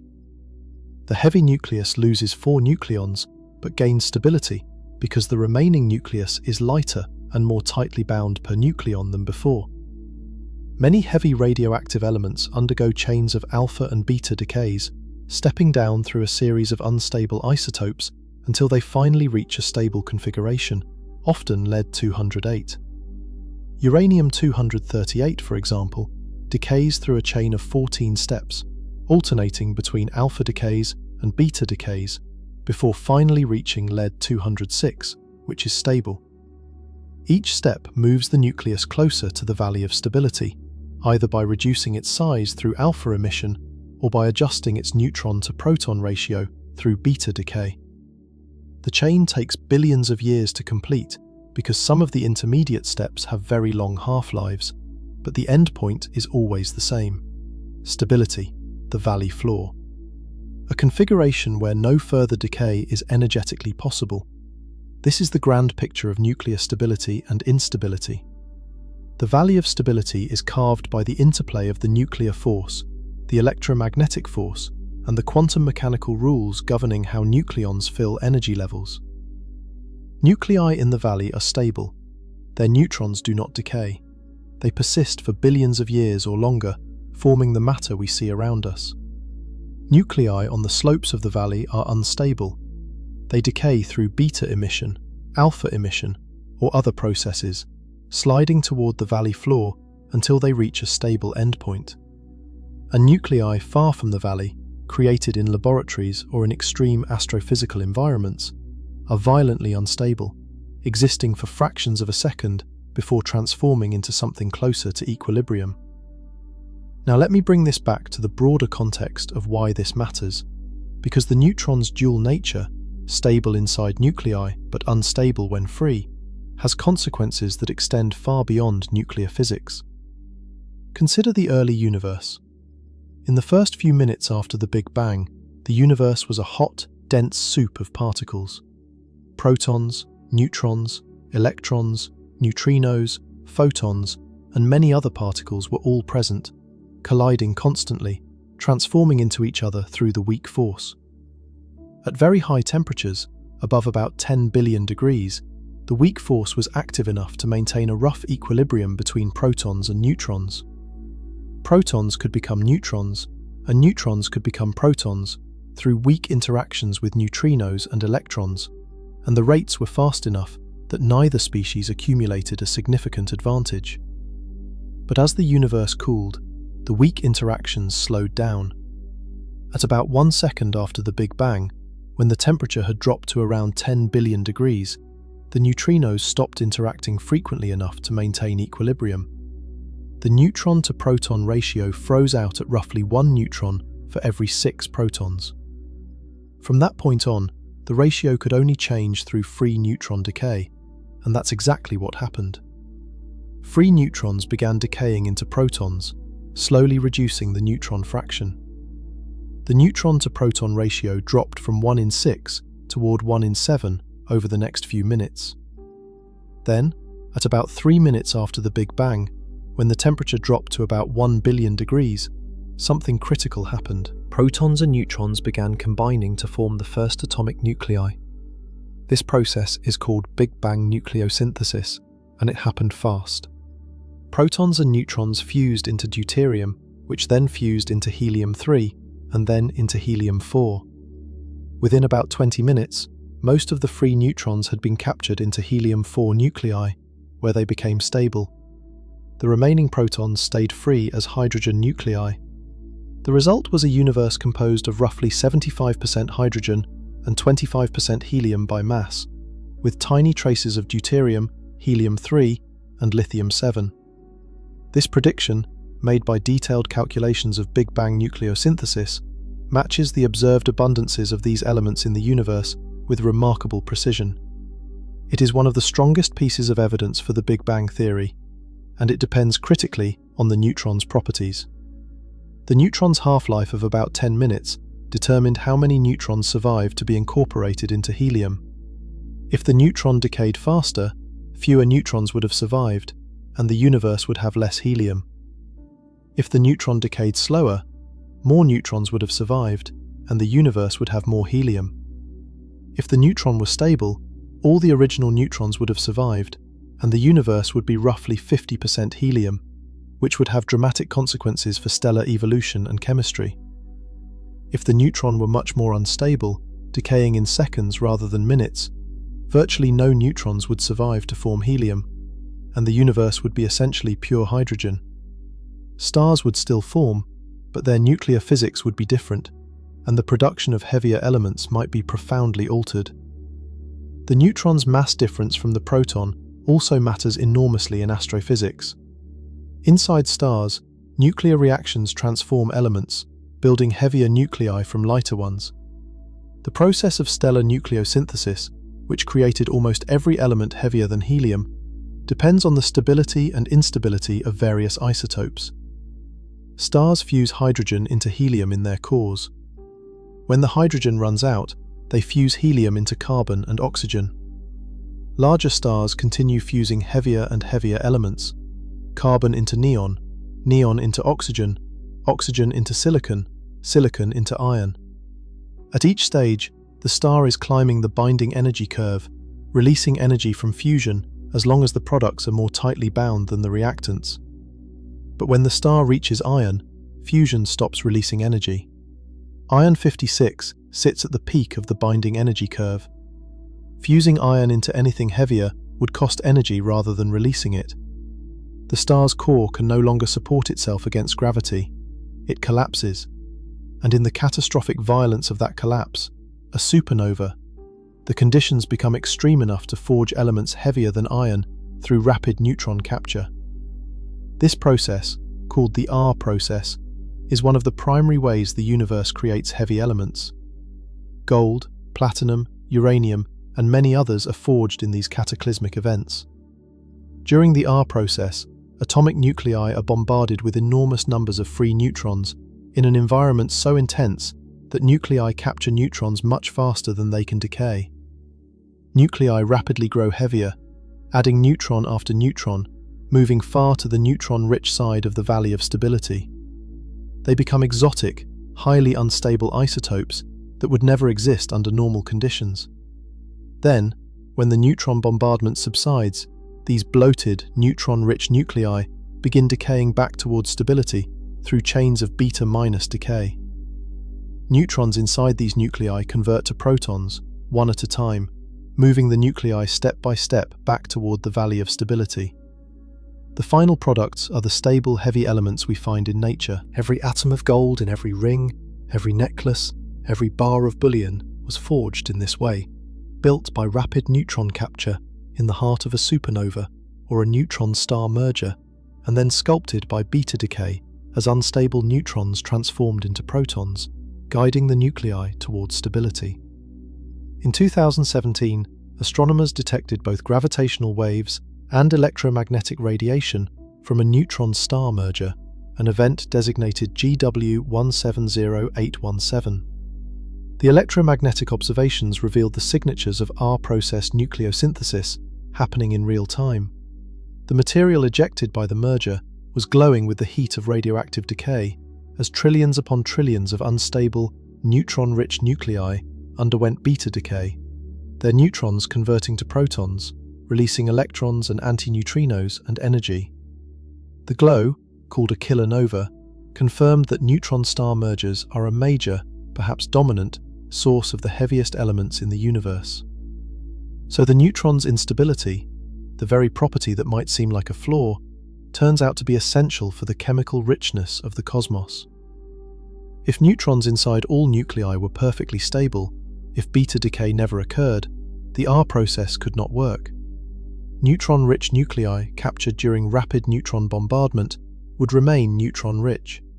They would never transform back toward the valley of stability.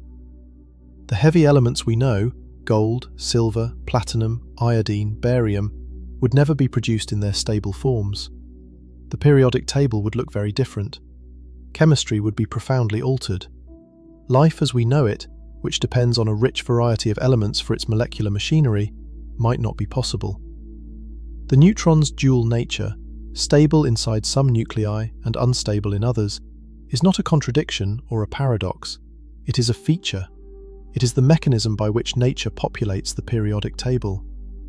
Stability inside certain nuclei allows matter to persist, atoms to hold together, molecules to form, planets to exist, life to evolve. Instability inside other nuclei allows transmutation, the transformation of one element into another, powering the nuclear reactions in stars, driving the forging of heavy elements in supernovae, enabling the radioactive processes that heat the interiors of planets and provide tools for science and medicine. Consider the practical applications. Nuclear medicine relies fundamentally on beta decay.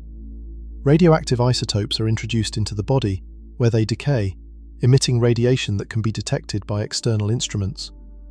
Positron emission tomography, or PET scanning, uses isotopes that undergo beta plus decay, emitting positrons that annihilate with electrons in the body, producing pairs of gamma rays that detectors can pinpoint to create detailed images of organs and tissues. Fluorine-18, a commonly used PET isotope, has a half-life of about 110 minutes. It is proton-rich, sitting above the valley of stability for its mass number. Its protons are unstable inside this particular nucleus because the energy accounting favors conversion to oxygen-18, which is stable. Radiotherapy for cancer treatment uses isotopes whose decay products, whether electrons, positrons, or gamma rays, can be directed at tumors to destroy cancer cells. Cobalt-60, a neutron-rich isotope of cobalt, undergoes beta- decay to nickel-60, emitting high-energy gamma rays in the process. Those gamma rays are powerful enough to kill rapidly dividing cells, making cobalt-60 a valuable tool in cancer treatment. The neutron instability inside cobalt-60, which has one extra neutron compared to the stable cobalt-59, is what makes the entire technology possible. Radiocarbon dating, which I mentioned earlier, depends on the beta decay of carbon-14. Living organisms constantly absorb carbon from the environment, including a small fraction of radioactive carbon-14, produced in the upper atmosphere by cosmic ray bombardment of nitrogen. As long as an organism is alive, its carbon-14 content remains roughly constant because it continuously absorbs new carbon. But when the organism dies, it stops absorbing carbon, and the carbon-14 it contains begins decaying. By measuring how much carbon-14 remains in a sample relative to the stable carbon-12, scientists can determine how long ago the organism died. This technique has revolutionized archaeology, paleontology, and geology, allowing precise dating of artifacts, fossils, and geological events up to about 50,000 years old. None of this would be possible without neutron instability inside carbon-14. Nuclear power generation depends on a related process. Most nuclear reactors use uranium-235 or plutonium-239 as fuel. These heavy nuclei undergo fission, splitting into lighter nuclei when struck by a neutron. The fission products are typically neutron-rich, because heavy nuclei require a higher neutron-to-proton ratio for stability than lighter nuclei. When a heavy nucleus splits into two medium-sized nuclei, those products have inherited the heavy nucleus's high neutron-to-proton ratio, which is too high for medium-sized nuclei. The products are unstable. They undergo chains of beta- decay, shedding their excess neutrons by converting them to protons, releasing electrons and antineutrinos and energy in the process. This decay heat continues even after the fission chain reaction is stopped, which is why reactor cores must continue to be cooled even after shutdown. The residual heat comes from the beta decay of unstable fission products, neutrons transforming inside nuclei that are too neutron-rich for their size. Even the heat inside Earth itself is partly sustained by radioactive decay. Uranium-238, uranium-235, thorium-232, and potassium-40, all radioactive isotopes present in Earth's rocks and mantle, decay over billions of years, releasing energy that contributes to the geological heat driving plate tectonics, volcanic activity, and Earth's magnetic field. Without this radioactive heating, Earth's interior would have cooled much faster. The planet might lack a liquid outer core, which would mean no magnetic field, which would mean no protection from the solar wind, which would mean the atmosphere could be slowly stripped away, as happened to Mars. The habitability of our planet is connected, through a long chain of causation, to the instability of neutrons inside specific nuclei deep underground. So we arrive at the end of this journey with a picture that is at once simple and staggering. The neutron, a composite particle made of quarks and gluons, bound together by the most powerful force in nature, is fundamentally unstable. Left alone, it decays in about 10 minutes through the weak force, which changes the identity of one of its quarks, transforming it into a proton plus an electron and an antineutrino. It decays because it is slightly heavier than the proton, and nature allows transitions to lower energy states. But inside an atomic nucleus, the nuclear binding energy can change the energy arithmetic so completely that this decay becomes impossible. The products of the would-be decay would have more total energy than the current state. The transition is energetically uphill. Nature forbids it. The neutron is trapped, locked in place by the energy landscape of the nucleus, unable to decay because there is nowhere lower for it to go. In stable nuclei, this trap holds indefinitely. Billions of years. Trillions of years. Effectively forever. In unstable nuclei, the trap fails. The energy accounting tilts the other way. The decay products have less energy than the current state, and the neutron is free to transform. This transformation drives radioactive decay, powers nuclear technologies, shapes the chemical evolution of the universe, and makes the diversity of the periodic table possible. The matter in your body exists because of this delicate balance. The neutrons in your carbon atoms are stable because the nuclear binding energy of carbon-12 makes their decay energetically forbidden. The carbon itself was forged in a star where nuclear reactions, including beta decays of unstable isotopes, built elements step by step up the periodic table. The star that made your carbon eventually exploded, scattering its atoms into space, where they drifted for millions of years before being incorporated into the cloud of gas and dust that formed our solar system. Those atoms, with their stable neutrons locked inside, became part of Earth, became part of the biosphere, and eventually became part of you. You are made of particles that are fundamentally unstable, particles that would destroy themselves in minutes if they were free, but that have been stabilized by the nuclear environment, held in place by binding energy, trapped in the valley of stability for billions of years. The matter you are made of is not permanent because its constituents are inherently permanent. It is permanent because the energy landscape of the nucleus forbids change. The neutrons in your atoms survive not because they cannot decay, but because they are not allowed to. The difference is subtle but profound. They are unstable particles in a stable configuration, fragile things held together by the geometry of energy. Every atom heavier than hydrogen tells this story. Every nucleus with neutrons inside it is a testament to the power of binding energy to override the neutron's intrinsic instability. And every radioactive isotope, every beta decay, every nuclear transformation is a reminder that the stability is conditional. It depends on the specific arrangement of protons and neutrons, on the specific binding energy, on the specific energy levels available. Change the composition by even one neutron, and the stable can become unstable. The permanent can become fleeting. The enduring can begin to decay. This is the answer to the question we started with. What is a neutron made of, and why doesn't it fall apart inside atoms? The neutron is made of quarks and gluons, bound into a composite state by the strong force, with most of its mass coming not from the quarks themselves, but from the energy of the binding. It doesn't fall apart inside atoms because the nuclear binding energy reshapes the energy landscape, blocking the decay pathway that operates freely in empty space.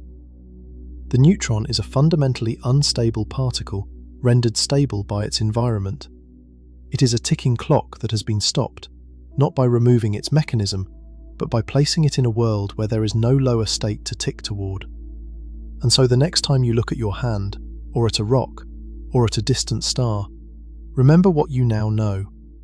The matter you are seeing is held together by a balance of forces and energies so precise that a difference of 1.3 million electron-volts between the neutron and the proton determines whether neutrons live or die. A particle that cannot survive alone for a quarter of an hour has been sitting inside your atoms for longer than the Earth has existed, waiting for a decay that will never come, because the universe, through the elegant machinery of nuclear binding, has made it impossible. That is not just physics, that is something close to poetry. The universe builds permanence out of impermanence. It constructs stability from instability. It takes something fragile and, by surrounding it with the right companions, makes it last forever.